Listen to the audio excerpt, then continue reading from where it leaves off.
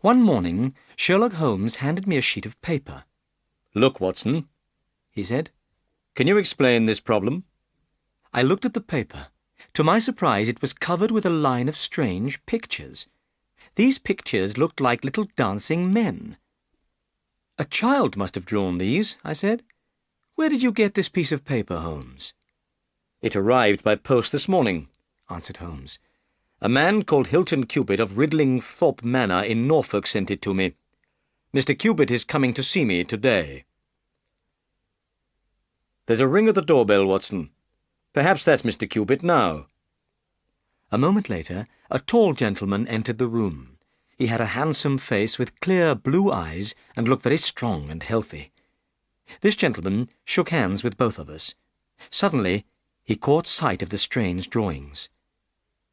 "Here's a mystery, Mr. Holmes," he said. "What do you think of these drawings?" "They look like children's drawings," replied Holmes. "But why do you think they are important?" "I don't, Mr. Holmes. But these drawings are making my wife very frightened. That's why I've come to see you. I want to find out what they mean." Holmes held up the paper, so that the sunlight shone through it. It was a page torn from a notebook, and the markings on it looked like this. Holmes examined the paper carefully. Then he folded it up and put it in his pocket. "This is a most interesting and unusual case, Mr. Cubitt," he said.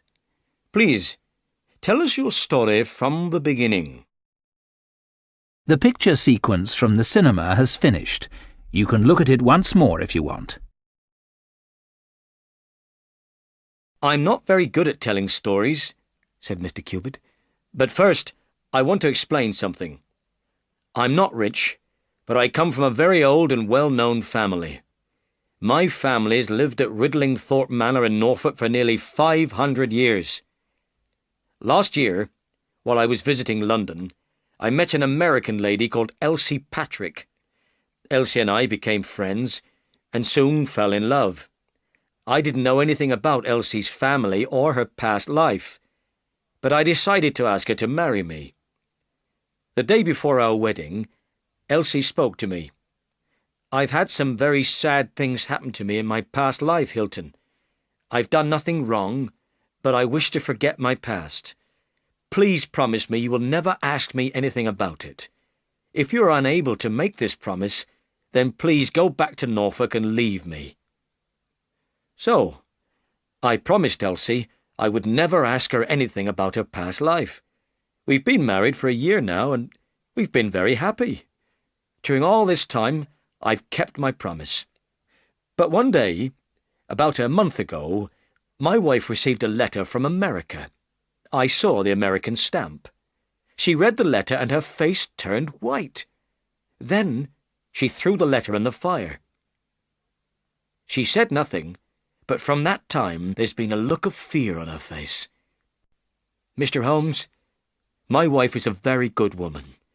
I'm sure she's not done anything wrong in her past life. But Elsie knows I am very proud of my family. My family's long history is very important to me.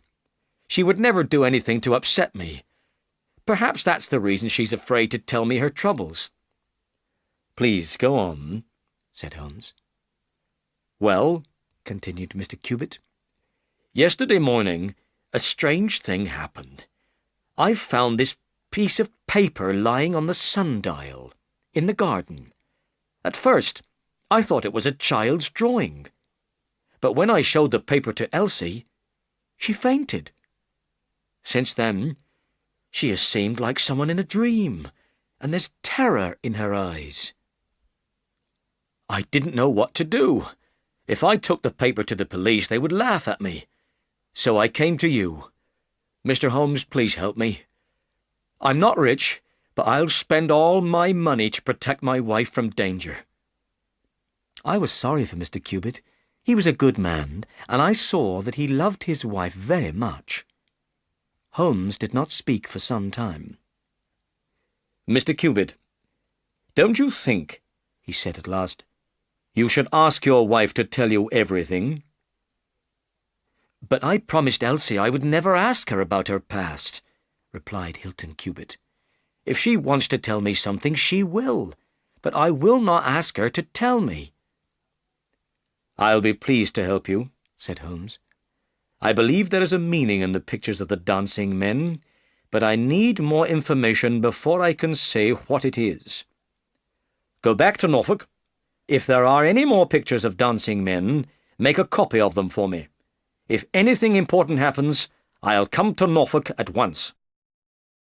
The picture sequence from the cinema has finished. You can look at it once more if you want. During the next few days, Holmes was very quiet. Several times he looked at the paper with the dancing figures on it. Then, one afternoon, about a fortnight later, we had another visit from Mr. Cubitt. He seemed worried and tired. "My wife hasn't told me anything yet, Mr. Holmes," he said. "But I have more pictures of dancing men, and more important, I've seen the man who draws them. But I'll tell you everything that has happened. The morning after I visited you, I found another line of dancing men. They were drawn with chalk on the tool house which stands in the garden, near the house. I made this copy." Hilton Cubitt unfolded a paper and laid it on the table. "Excellent," cried Holmes. "Please, go on." "After I made the copy," continued Mr. Cubitt, "I cleaned off the marks.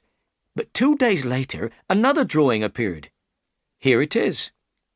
Holmes was delighted. "We're beginning to get a lot of information," he said. "I decided to find out who was drawing these pictures," went on Hilton Cubitt. "So the next night, I took my gun and sat beside a window which looks out onto the garden. At about 2 o'clock in the morning, my wife came into the room. She was wearing her night-clothes. She asked me to come to bed, but I refused. 'No, Elsie,' I said. 'I want to see who is drawing these pictures.' Suddenly, I saw Elsie's face turn very white in the moonlight. She was looking out of the window. I looked out of the window, too. I saw something moving near the tool-house. A dark figure came slowly round the corner of the tool-house and stopped beside the door. Immediately, I picked up my gun. I wanted to run out of the house, but my wife caught me in her arms and held me back.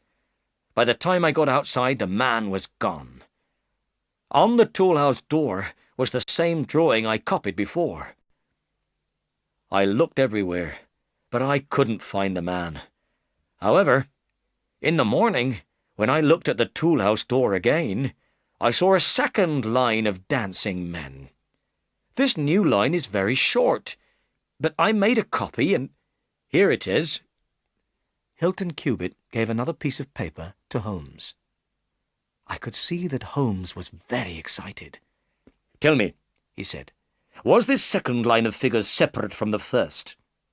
"It was on a different part of the door." "Excellent," cried Holmes. "This last drawing is very important. It makes me feel hopeful. Please, continue your interesting story."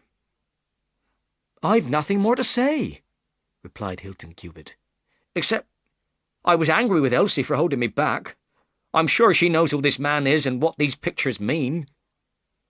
Now I must go back to Norfolk. Elsie is very frightened, and I don't want to leave her alone at night." "Well," said Holmes, "please leave these pictures with me. I will examine them carefully. I think I'll be able to solve the mystery soon." The picture sequence from the cinema has finished. You can look at it once more if you want. As soon as Hilton Cubitt left the room, Holmes ran to a table. He put all the papers with pictures of dancing men on the table. He began to examine them carefully. For the next 2 hours, Holmes worked hard examining the papers. At last, he jumped up excitedly. Then he sat down again and wrote out a long telegram. "As soon as we get an answer to this telegram, Watson," he said, "we'll visit Mr. Cubitt in Norfolk. I have some important information for him." I was very curious about the telegram. I very much wanted to know what Holmes had found out about the meaning of the dancing men. But I didn't ask any questions. I knew Holmes would tell me when he was ready. 2 days passed. Then, on the evening of the 2nd day, Holmes received another letter from Hilton Cubitt. In this letter, Mr. Cubitt said he had found a new drawing of dancing men. He had found the drawing that morning on the sundial in the garden. Mr. Cubitt had made a copy of the drawing in his letter. Holmes examined these pictures carefully. Suddenly, he jumped up. "We must go to Norfolk at once, Watson," he said. At that moment, a telegram arrived for Holmes. It was the answer he had been waiting for. Holmes read the telegram, and his face looked serious. "Mr. Cubitt is in terrible danger," he said. "He needs our help." But unfortunately, we were not able to go to Norfolk that evening. It was late and the last train had gone. The next train was not until the morning. In the morning we travelled to Norfolk. At the station we asked our way to Ridlingthorpe Manor. "Are you the detectives from London?" the station master asked. "Why do you think we are detectives from London?" asked Holmes in surprise. "Because the Norfolk police are already on their way to Ridlingthorpe Manor," said the station master. "But perhaps you are doctors. The lady isn't dead yet. You may be in time to save her life." Holmes looked very worried. "What do you mean?" he asked. "What has happened at Ridlingthorpe Manor?" "It's terrible news," replied the station master. "Both Mr. Hilton Cubitt and his wife have been shot. Mr. Cubitt is dead, and his wife is seriously injured." The picture sequence from the cinema has finished. You can look at it once more if you want. At once, Holmes hurried to a carriage. During the journey to Ridlingthorpe Manor, he did not speak at all, but I could see he was very worried. Holmes had known that Hilton Cubitt was in danger, but he had not arrived in time to save his client. At last, we could see a large old house through the trees. This was Ridlingthorpe Manor. As we came near the front door, I saw the tool house and the sundial in the garden. These were the places where Hilton Cubitt had found pictures of dancing men. A carriage was standing outside the front door, and a small man was getting out. This man introduced himself as Inspector Martin of the Norfolk Police. Holmes introduced himself to Inspector Martin. Inspector Martin was very surprised when he heard my friend's name. "But, Mr. Holmes," he said, "the crime was committed only a few hours ago, at 3 o'clock this morning. How did you get here from London so quickly?" "When I left London, I didn't know a crime had been committed," replied Holmes. "I was on my way here to prevent a crime, but I've arrived too late. Now, Inspector Martin, shall we work together on this investigation, or do you want to work alone?" "I'd be very pleased to work with you," replied the inspector. "Good," said Holmes. "Then let's try to find out what happened." At that moment, the doctor, an old white-haired man, came downstairs from Mrs. Cubitt's room. The doctor said the lady was very badly injured, but that she would not die. The bullet which wounded Mrs. Cubitt had gone into her brain. The gun which fired the bullet had been very close to her. Hilton Cubitt had been shot through the heart. A gun had been found lying halfway between the two bodies. 2 shots had been fired from the gun.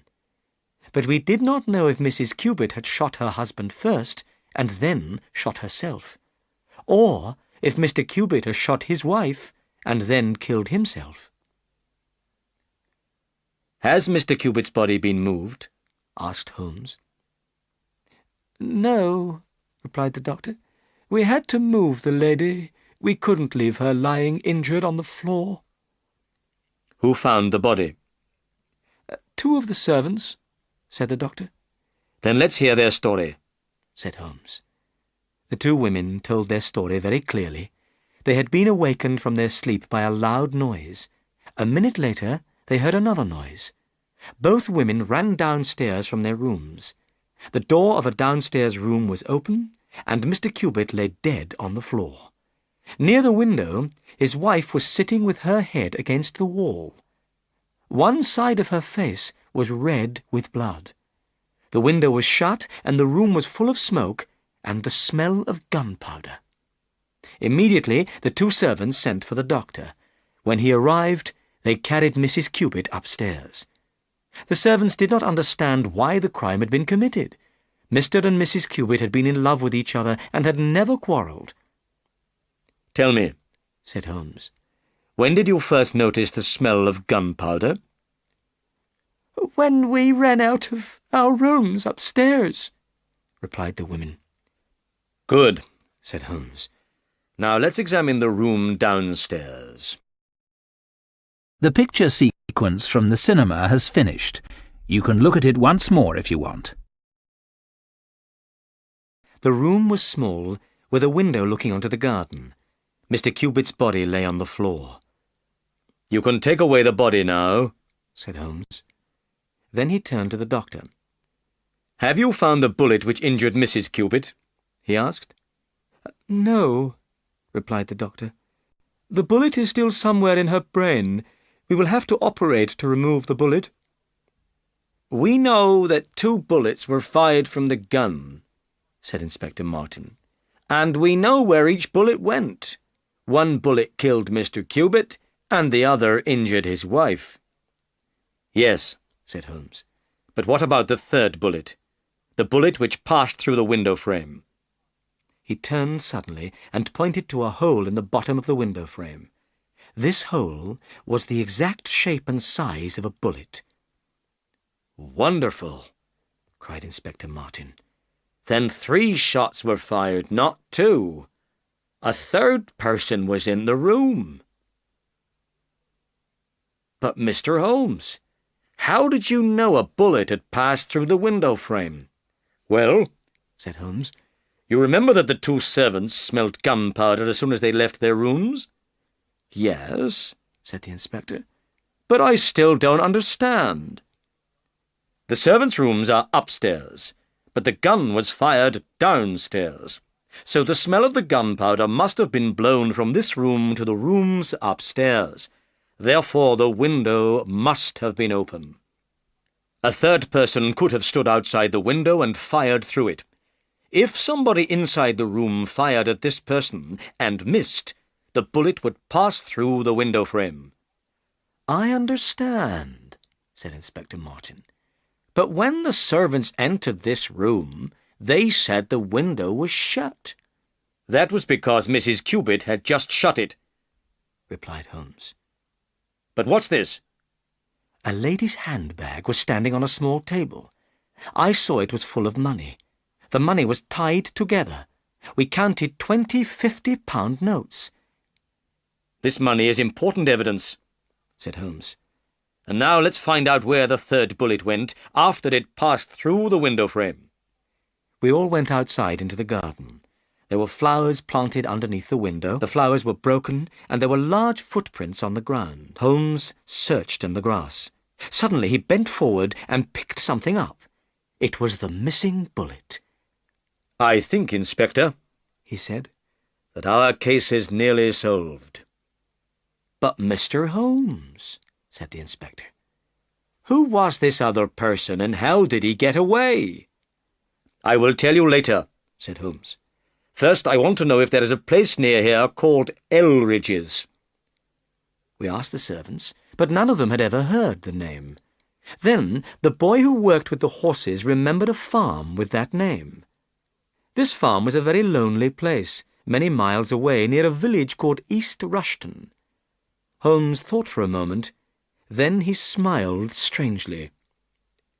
"Bring a horse," he said to the boy. "I want you to take a message to Elridge's farm." Then Holmes took from his pocket all the papers with the pictures of the dancing men on them.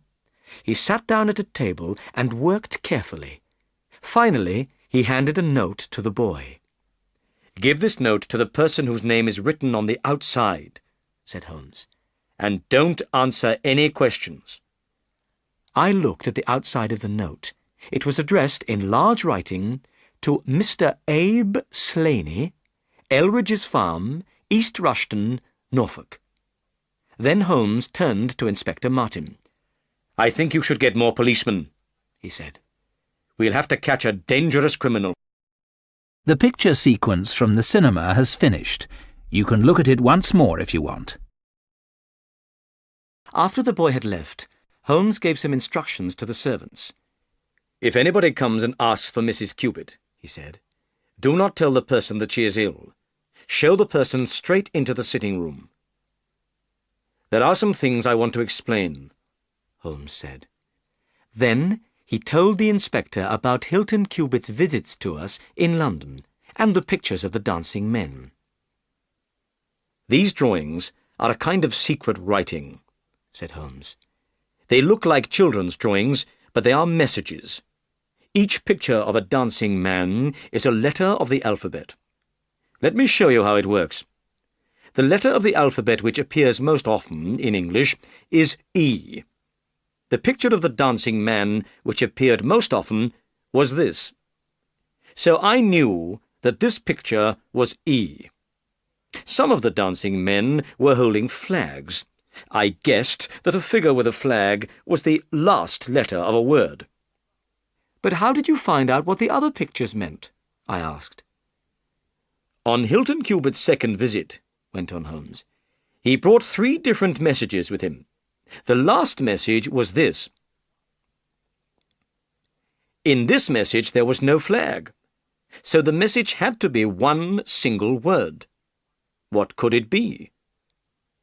The word had 5 letters, and the second and fourth letters were E.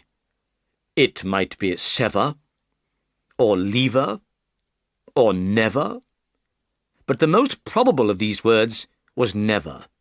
So I knew these pictures were N, V, and R. "Excellent, Holmes!" I cried. "What did you do next?" "Well," said Holmes, "I knew Mrs. Cubit's first name was Elsie. I noticed that there was another word which had 5 letters and began and ended with E.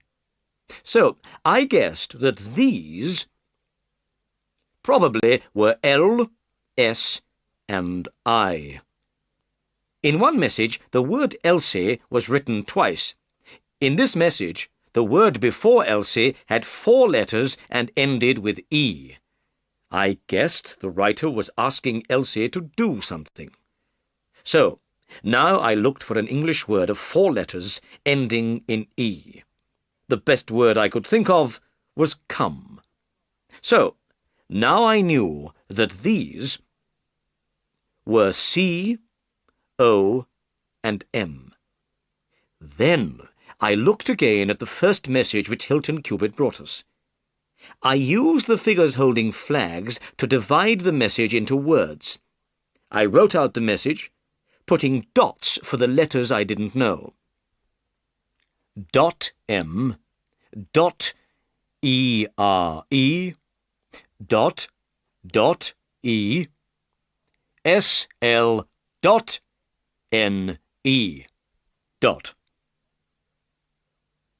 The first missing letter had to be A, and the second letter had to be H. Am here, A dot E S-L-A-N-E dot. Clearly, the 2 missing letters were part of somebody's name. So, it must be Am here, Abe Slaney. Then I looked at the second message again. This message worked out like this. A dot E-L-R-I dot E-S. Here I worked out that the missing letters could be T and G. At Elridge's. I decided to find out if there was a place near Ridlingthorpe Manor that was called Elridge's. If there was, then I knew that this was where the writer of the messages was staying. Inspector Martin and I looked at Holmes. It was wonderful how my friend had found out the meaning of the dancing men. "What did you do then, Mr. Holmes?" asked the inspector. I guessed that Abe Slaney was an American. Abe is an American name, and Mrs. Cupid had recently received a letter from America. This letter had upset her very much. So I sent a telegram to a friend in the New York police, asking about Abe Slaney. This was the reply: "The most dangerous crook in Chicago." The same evening, I received Hilton Cupid's final message. The message worked out like this: Elsie dot R.E. dot A.R.E. to meet thy G.O. dot. Clearly, the missing letters had to be P and D. Elsie, prepare to meet thy God. I knew the Cupids were in terrible danger. Abe Slaney was saying he was going to kill Mrs. Cupid, so Dr. Watson and I hurried immediately to Norfolk. But unfortunately, we were too late. Hilton Cupid was dead. "But what about Abe Slaney, Mr. Holmes?" asked Inspector Martin. "If he is the murderer and he's at Elridge's, he may escape." "Don't worry," said Holmes. "He won't escape. He's coming here." "Here?" said Inspector Martin in surprise. "Why should he come here?" "Because I have written and asked him to come here." Holmes stood up and walked to the window. "Look! Here he is." The picture sequence from the cinema has finished. You can look at it once more if you want. A man was coming up the path. He was tall and handsome, with a large black beard. The front doorbell rang loudly. "Hide behind the door," said Holmes quietly. "This man is very dangerous, and we must be careful." We waited in silence for a minute. Then the sitting-room door opened, and a man stepped into the room. At once, Holmes put a gun against his head, and Inspector Martin put handcuffs on his wrists. The man looked at us. His black eyes looked angry. "I received a note from Mrs. Cupid," he said. "Where is she?" "Mrs. Cupid is badly injured," replied Holmes. "Her life is in great danger." The man cried out. He sat down on a chair and put his face in his hands. "I didn't know she was injured," he said. "I shot her husband when he tried to kill me, but I would never injure Elsie. I love her more than anything in the world." Suddenly the man looked up. "Wait," he said. "If Elsie is badly injured, who wrote this?" He opened his hands and threw a note onto the table. "I wrote it to make you come here," said Holmes. "You wrote it? But how could you know the meaning of the dancing men?" "I worked out what the figures meant," replied Holmes. "But now, tell us your story." "All right," said the man. "If Elsie dies, it doesn't matter what happens to me. My name is Abe Slaney, and I've known Elsie since she was a child. Her father was head of a gang of crooks in Chicago, and I was a member of the gang. Elsie's father thought of the secret writing of the dancing men. The members of the gang used it to send messages to one another. Elsie and I were engaged to be married. But Elsie hated her father's business, and she didn't want to be married to a criminal. So she ran away to England. She met and married this Englishman, Hilton Cupid. I wrote to Elsie, but she didn't answer my letters. In the end, I came to England and stayed at Elridge's farm. I knew Elsie understood the pictures of the dancing men, so I left messages where she would see them. In the messages, I asked her to come away with me, but her only answer was, 'Never.' Then Elsie wrote me a letter. She said she would meet me at 3 o'clock in the morning, when her husband was asleep. She brought money with her. She offered me the money and asked me to go away. I became angry and tried to pull her through the window. Just then, her husband rushed in carrying a gun. He fired the gun at me and missed. At the same moment, I shot at him, and he fell down dead. I ran across the garden. As I ran, I heard the window shut behind me. I've told you the truth, gentlemen. I didn't know Elsie was hurt. She must have shot herself after I left." While Abe Slaney was talking, a carriage arrived with 2 policemen in it. Inspector Martin turned to his prisoner. "It's time for us to go, Slaney. Goodbye, Mr. Holmes. I hope I'll work with you again one day." As the carriage drove away, I saw the note which Abe Slaney had thrown on the table. This was what Holmes had written. "If you work it out, Watson," said Holmes, "you'll find it means, 'Come here at once.' I knew Abe Slaney would come when he read the note. He would think Mrs. Cubitt had written it."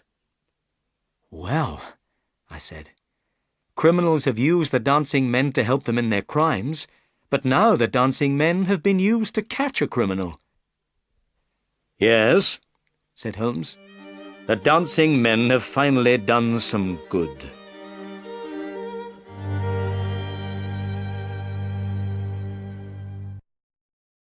The picture sequence from the cinema has finished. You can look at it once more if you want.